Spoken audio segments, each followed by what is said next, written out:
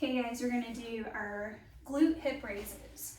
So this exercise can be done several different ways based on what you have at home to work with. If you don't have any weights, you can do just a glute bridge. So to do that, you're gonna come down on your back.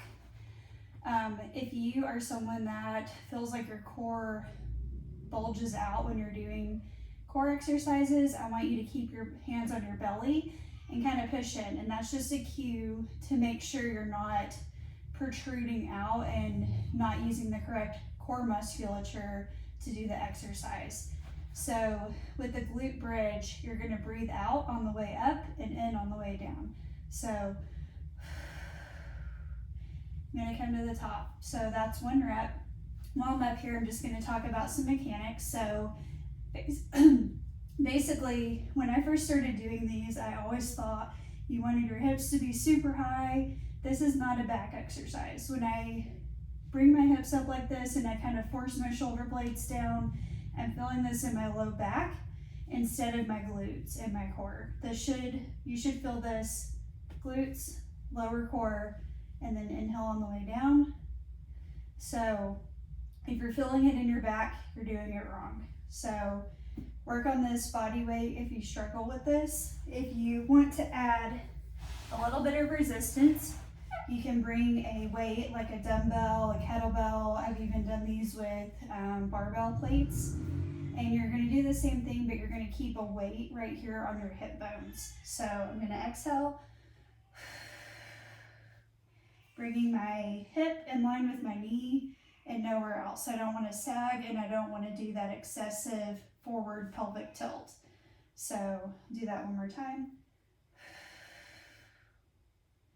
And that is how to add a weight to your glute bridge or your glute raise.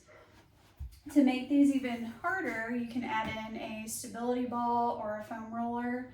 And what you're going to do, kind of like our hamstring curls, you're going to bring your feet onto that ball.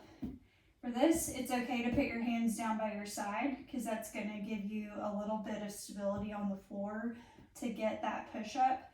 So what you're going to do is still breathe out on the way up. You can see I'm a little more wobbly. And then inhale, come down. Now, doing it on a stability ball makes it pretty challenging on its own. If you have the strength and stability in your core to do that, just fine. You can try to add a weight. But again, this is week 1, week 2.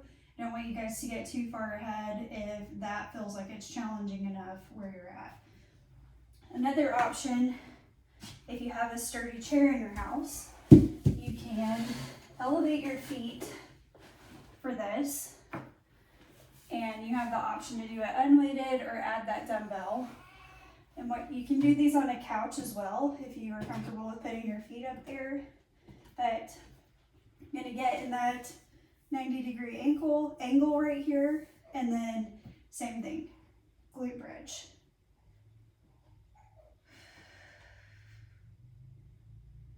Really focus on your breathing. Once you get the breath work down, you're gonna get more core engagement doing all of these exercises that are not typical core exercises. So I have my weight over there. It's the same thing. You're just going to hold it right at your hip bones and then go back down.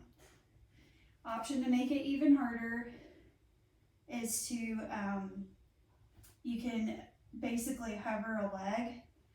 So if you want to do single leg, you can hold this other foot a few inches off the ground and do one leg at a time. For us as runners, I really want us to start the correct way because a lot of times we neglect strength training, and I want you guys to get everything down correctly before you start making exercises harder. But if you have a good core and you're ready, you can do different modifications with these exercises to make them challenging and meet you where you're at with your fitness level.